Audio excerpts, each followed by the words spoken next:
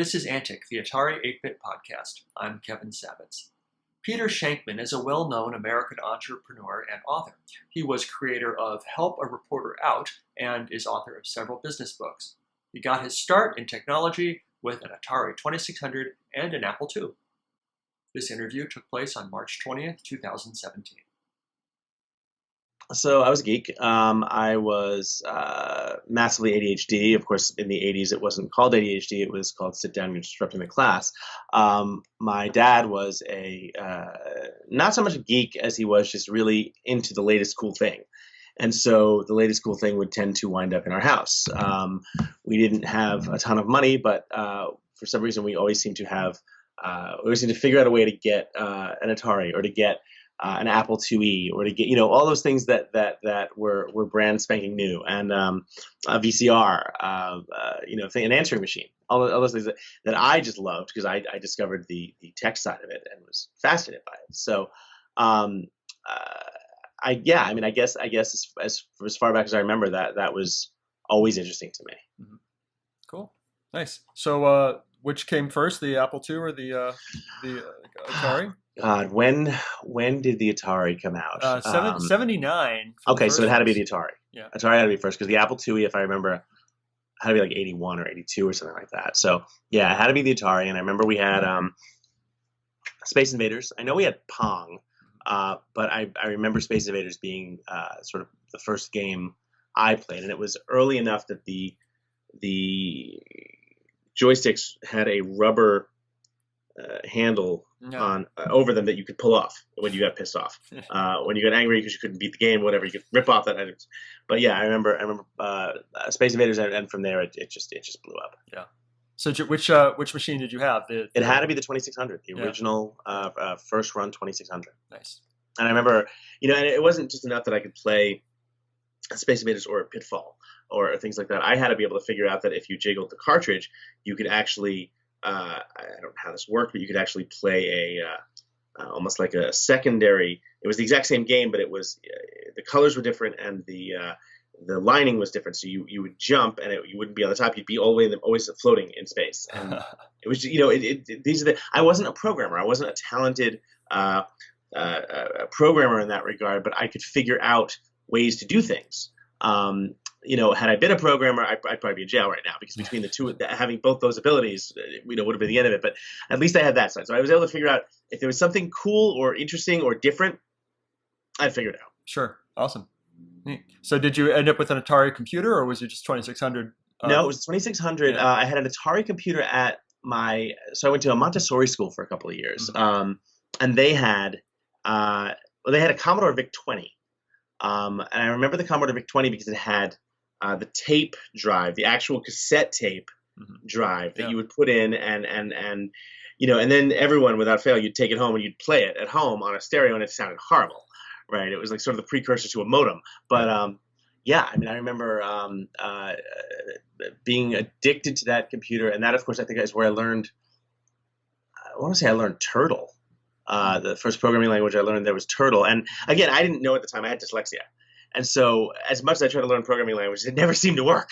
And I could never figure out why. Now looking back on it now, of course, it makes perfect sense. Right. But that whole era, I think I was age 8 to 18 in the 80s, right? So I was the quintessential 80s child. And I think I was a little too young. I think it had been like 2 years. Had I been 2 years older, I would have been right on the cusp of what would later become 2600 and the magazine and the phone freakers and all. I think I was probably 2 years too young to get into that because by the time we had the Apple IIe, I was dialing up to bulletin boards. I was hosting a bulletin board, everything, BBS, everything I could find. Yeah. But it was, and for me also, that's probably another thing that kept you out of jail, is being 2 years too young for. It probably did. There's no question about it, because it also, keep in mind, I was the most socially awkward kid you'd ever meet. Some might say, my ex-wife would say I still am, but for me it was I'd go to school, I'd go to public school, and I'd get made fun of, and I'd come home and the computer didn't make fun of me, right? The computer loved me. Right. And if I did something on the computer, it was because I screwed it up, not because someone had a bias against me or whatever. And that was just like this, just opened this world to me. I remember on the Mac or on the Apple at the time, just all the games. I was thinking about this a couple of years ago. All the games that I learned to play on the Mac. There was one specifically called Montezuma's Revenge, and it was a DOS based, but it had, if you could even call it video, a 1 bit if you're there, and it was but you'd play it and you'd beat the level, you'd beat the game, and it would start again, and it would just be a little bit harder. And so for me, that was hours, 4, 6, 8 hours, in the afternoons and the evenings, and what else would I be doing? I've been reading, or so I did anyway. But as long as I did all my homework and printed out all my assignments, I think Apple, it wasn't even AppleWorks. It had to be whatever was previous to AppleWorks. As long as I printed everything out and typed it up, and that was the other beautiful thing, was that my dyslexia manifested itself in a way that when I got in front of a keyboard, it went away. I could type from like the earliest age I remember. I was typing over 100 words a minute. Wow. And so from like 4th grade, I was doing all my homework, everything on the keyboard, and writing. To this day, I hate writing. Put me in front of a keyboard, I'm golden. But to this day, I hate writing. Interesting. So, it's like a stutterer who can sing fine. Exactly. Yeah. Exactly. My handwriting. You know what it was? What my doctors figured out eventually was that it was called a motor visual impairment. And so what that basically meant was that I'd see the words on the board, and to try to write them down, my hand would be too slow for what I was reading. And so I'd have to look up every 5 seconds. I'd have to refocus. I'd get headaches and all that. So in I think 4th grade, 5th grade, the doctor suggested, what about getting him one of those new things that we're hearing about called a portable word processor? And they got me, I'll never forget this name. It's embedded in my brain as long as I live, a Brother EP44. It had, wait for it, 2K of RAM. You're never going to write anything that long. It was 2,048 letters, and I know because I went to the damn edge of that. And at 2,048, you had to print it out because it simply could not take another character. Yeah. And I remember that was the first time I ever, in my head, learned the concept of bits and bytes, ones and zeros. If that was a finite number, that's what that meant, right? When it was full, there was no more room. And that was sort of how I first discovered the concept of memory and of storage and of things like that. But yeah, I carried that thing with me for years up through high school. Nice. So it sounds like you're doing a lot of games on your computers. What else did you do on the Apple II? You mentioned modems and you ran a BBS, and tell me about that. Yeah, I had such a dork. So I had a BBS. Three friends of mine that actually were dorky enough, as dorky as me, to dial into it. But yeah, it was basically, for the life of me, I can't remember the name of the program that ran it, but it was essentially of course my parents' home phone number, right, which didn't go over well. Oh, so them. This is one of the things that ran like after bedtime to the morning. God. And yeah, not even so much that. It was like I think that the 3 hours between the time I got home from school and they were home and like not making dinner and like paying attention. Yeah. Okay, that's it, you're done. But yeah, it's like, it's the funniest things we talk about. Like 2 kids went to my school and 1 kid went to another school, and we just talk about just the most random stuff that had absolutely nothing to do with hacking or it was like we were on a conference call, right? But we were typing it out. And the funniest thing was that it led to looking back on that, it led to a career. So I joined something early on, and had to be when I was in high school in the late 80s, 86, 87, I joined something called Apple Link, which, of course, as we all know, was the precursor to America Online. Yeah. And as it would happen, my junior year of college in 93, I went from, I'd been using Apple Link, and I'd sort of forgotten about it. A friend of mine who lived on my floor said, oh, try this new thing called America Online. I didn't put 2 and 2 together, so I started a new account. 2 years later, just through having the sort of the knowledge of how it worked and knowing where the good places to hang out online were, I actually wound up getting hired by America Online as their first ever news editor. And I actually went with 3 other people from 95 to 97.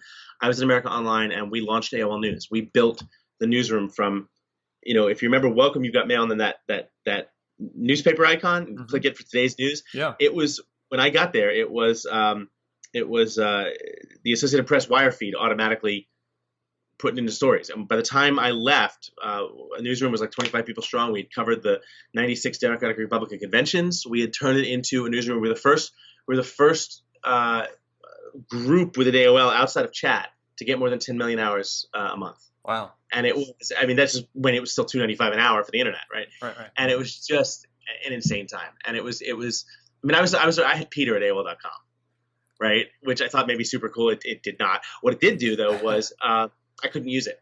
because everyone in like the mid 90s was getting on the internet, and AOL was the internet back then. As, oh, my friend Peter's on the internet, he must be Peter. You had a max cap, 500 emails that you could have it.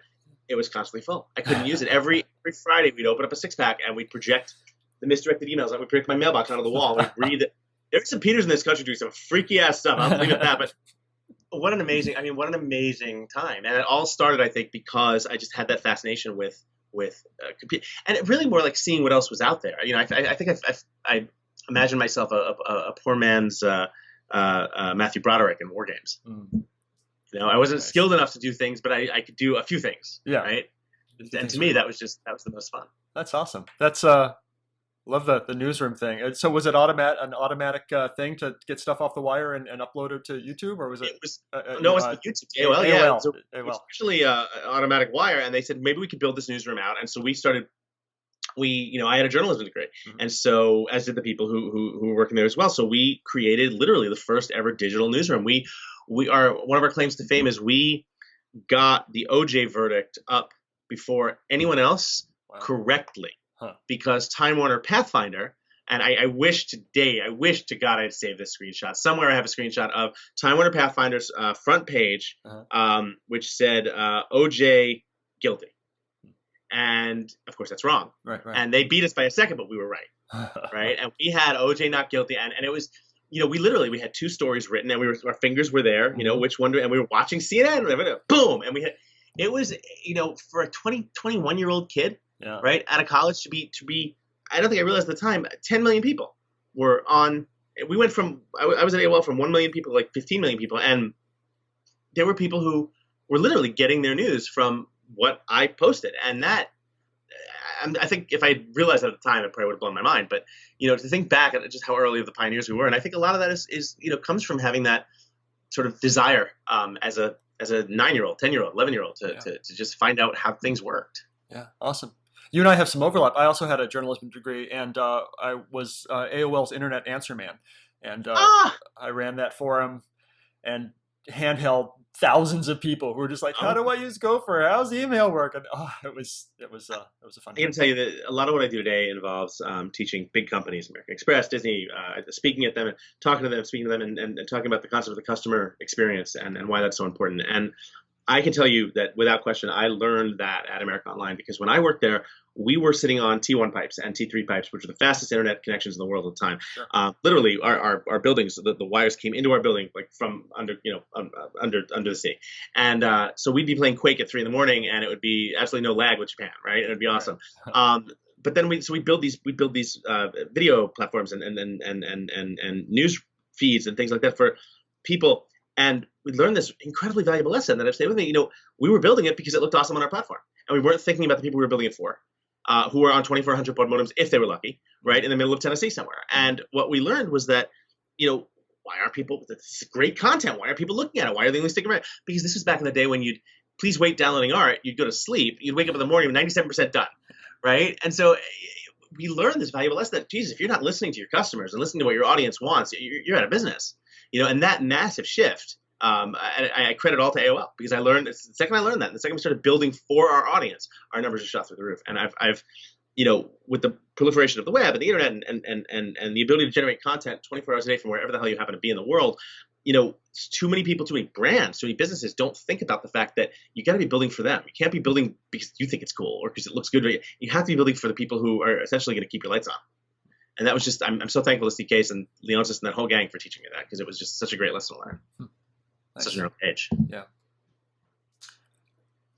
So it sounds like you're doing what you're doing now because you were doing what you were doing then. The Atari and all that. Yeah, I really can. It's funny. I host a podcast on ADHD now called Faster Than Normal, and it's where I believe ADHD is a gift. And one of the things we had people write into me all the time, and they're like, how do I get started? I'm like, find what you love, and figure out a way to do that. And most importantly, ignore the people who give you crap for it, right? Because when I was doing it, my God, he's computer with his computer again. He's carrying his typewriter with him. That did not do well for my social life, right? As socially awkward. I owned that, but I look back on that, and I fast forward today, and there's always that person. What would you change? Well, if you could go back and talk to your 10-year-old self, what would you?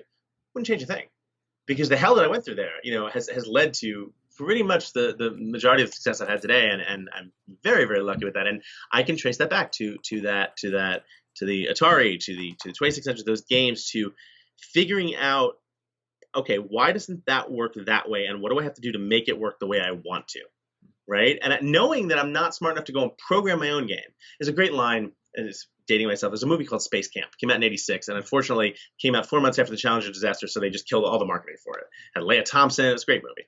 But there's this one line where one of the kids in Space Camp, he's like, they're like, "Why are you here?" And he's like, "Man, I love science. I'm fascinated by science. Science is awesome. I love going to space. It's just all the." And he says, "Okay," he says, "but ask me if I'm any good at science." Right, and that was always my problem. Is I'm for 4 years I sat on the NASA Civilian Advisory Council. They just disbanded it 2 years ago. It was the most incredible experience of my life. I'm sitting next to, a guy with 3 shuttle launches, and the head of astrophysics at Stanford, and I'm there like, oh, I have a cat named NASA, but it was this incredible experience for me to know that I could contribute something. I'm just not smart in that way, right? And I got that, and I learned that, and I learned to capitalize on that from my original days in my den and in my father's study on those machines. Nice. No question about it. Nice. So how would you describe to someone who's never met you, or maybe listening to this podcast and goes, I don't know who Peter Shankman is, how do you describe what you do now? What do I do? So I'm probably most known for, I launched a company in 2007 that connected journalists with sources around the world. And it was called Help a Reporter Out, or Harrow. And I launched it as a favor to some friends. I had run a PR firm after I left AOL, and I'd sold that, and I consulted for a while. But I talked to everyone. Like, again, massive ADHD. I have 2 speeds. I have namaste and I'll cut someone. That's pretty much my speeds. And so if I'm on a plane, which I do a lot because I'm speaking, unless you fake your death, if you're sitting next to me, I'm going to know everything about you because I'm curious. And so knowing a lot of people, reporters who knew me would call me, hey, I'm doing a story on XYZ. Who do you know who I could talk to? That led to taking a lot of time. And I said, there's got to be a better way to do this. So I launched a little email newsletter in 2007 called Help a Reporter Out, where reporters who would send me queries, I'd forward them to my friends. It grew in just under 3 years to about a 500,000 person mailing list that was going out 3 times a day to about 500,000 people with about a 79% open rate in each email. Wow. It was obscene. And what that led to, Harrow was acquired, which was really sort of a game changer for me. So what do I do now? I've written 4 books, 5 books. 4 are published. 1 comes out in October. 4 on business and the concept of sort of the social economy in which we live, the customer-centric economy. I run a mastermind group for entrepreneurs. I get about 200 entrepreneurs and growing, where we work with each other to sort of entrepreneurship is lonely, right? It gets pretty lonely. So this is to just sort of give a think tank to people where we can come up with ideas and grow business. I'm a corporate keynote speaker. I'm a talking head on CNN, MSNBC. I mean, my life is at shankman.com, and I'm just one of those weird people who answers all his own email and is always up for a conversation. And it's how we met. You DM me. I think that I've gotten very lucky considering what thinking back to what this podcast is about, considering what I remember about 5th grade and 6th grade and junior high and all that. I did not expect to be having anywhere near this much fun. So yeah, I've started and sold a few internet companies. I do a bunch of things like that. I'm an angel investor in a handful of companies, and I'm very, very lucky. Awesome. Yeah, very, very. What haven't I asked you about the Atari Apple days that I should have? What did we miss? I can tell you this. I can tell you that I learned a very valuable lesson when I don't remember the game. It might have been Pitball, because that was just my jam. I owned that. But whatever game it was, I had a friend of mine who was over, and he couldn't figure out a way to beat a certain level. And I remember that I was able to beat it with no problem, and I showed him how to do it. And we weren't close before that day, but immediately after that, we were like best friends. And he was a cool kid. And I remember going in the next day and it's my friend Peter, and I was cool by association. And I don't think I realized at the time, but I learned that if you have a skill that other people don't have, use that to help them because it's the right thing to do, but never forget that you can use that to your advantage. And I think that was sort of a really interesting thing to learn. It's one of the reasons that I like to help people and I like to give stuff away, because everyone wants to feel like they are the sort of finder, or they're the one that people go to when they need help or whatever. And it's a nice way to live. It's good karma, but it's also a nice way to justify your existence. And I think that I realized that from those games, from knowing that, okay, I had this skill, I could beat this game, whether it was the 2600 or whether it was a pinball game in an arcade, I had that ability, and being able to share that was pretty awesome. And I'll give you one more that might benefit your listeners. if you fast forward a few years, in college, I went to school in Boston, and we had a Mortal Kombat 2 machine in my dorm room, in like the lobby of my dorm room, and I kept getting my ass kicked. I could never get past Goro, or whoever the second to the final boss was, and I couldn't figure out how to beat it. And there was no looking online at the time. It was, this was like the early 1991. And so on a whim, I went into downtown Boston, and I found a pizza place by a school. And today I'd probably get arrested. I hung out at this pizza place and waited till school ended. And sure enough, in came some junior high school kids who owned that game. They dominated that game. And I bought them pizza, and I paid for their games. And I said, I just want to play you and learn. I want to play you and learn. 4 days into that, I went back to the dorms. I kicked everyone's ass. Right? So I think the best advice I could give anyone is, learn everything you possibly can from everywhere, and never think that it's only in one place. There are always different sources where you can get your information, and some are a lot better than others. Nice. I like it. Awesome. Cool. I think I have what I need. Thank you. Awesome. My pleasure. I was, totally fun. I hope it was useful. I appreciate your time today. My pleasure, Kevin. Be well. Bye. Bye-bye.